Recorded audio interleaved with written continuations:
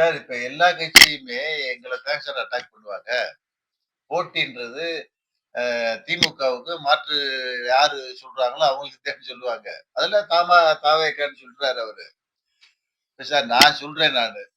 இன்னைக்கு உள்ள நிலைமையில 4 வருஷம் திமுக ஆட்சிக்கு வந்து பொறுப்பேற்று 4 வருஷம் ஆச்சு. 4 வருஷத்துல தேர்தல் வாக்குறுதிகள முடிஞ்ச அளவுக்கு செஞ்சிருக்காரு அண்ணன் தளபதி தமிழ்நாடு முதல்வர். டெய்லி நல்லா உழைக்கிறாரு. மக்களுக்கு வேண்டிய திட்டங்கள குடுக்குறாரு. எனக்கு தெரிஞ்சு நான் அந்த கட்சியில இருக்கேன்றதுக்காக நான் சொல்லல. ஒரு எம்பின்றதுனால சொல்லல. பொதுவான கருத்து சொல்றேன். எனக்கு தெரிஞ்சு தமிழ்நாடு முதல்வர் அண்ணன் தளபதி மேல மக்களுக்கு நல்ல அபிப்பிராயம் தான் இருக்கு. நல்ல மனிதன்னு பேர வாங்கியிருக்காரு. அந்த பேர வச்சு இந்த திட்டங்கள் குடுக்கறதுனால நிச்சயமா வரக்கூடிய 2026 சட்டமன்ற தேர்தல்ல திமுக கூட்டணி மாபெரும் வெற்றி பெறும். மீண்டும் தமிழ்நாட்டுல அண்ணன் தளபதி தான் முதலமைச்சரா வருவார். யார் வந்தாலும் போட்டி சந்திக்க தயார். தெரியல. தேர்தல் களத்தை வரும்போது சொல்றேன்.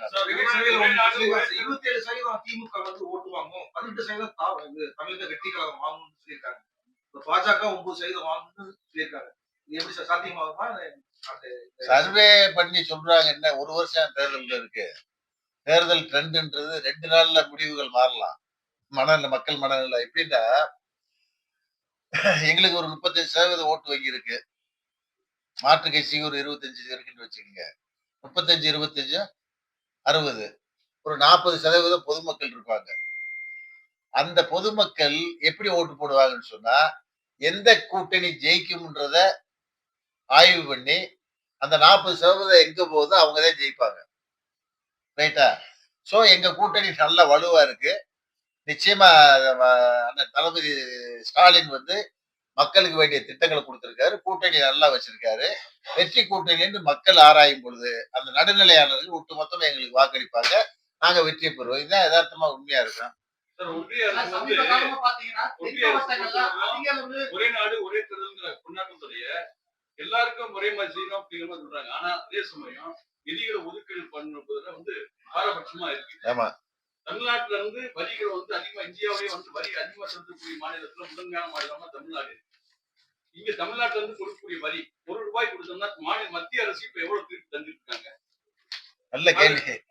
அதாவது நாங்க ₹100 மத்திய அரசுக்கு தமிழ்நாடு அரசாங்கம் கொடுக்குதுன்னு வச்சுக்க, ஜிஎஸ்டி வரி இதுல 29 காசு நம்மளுக்கு கொடுக்குது. மற்ற மாநிலங்களுக்கு எப்படின்னு சொன்னா, வட மாநிலங்களுக்கு ₹425 கொடுக்குது. ₹100 கொடுத்தா. ரைட்டா?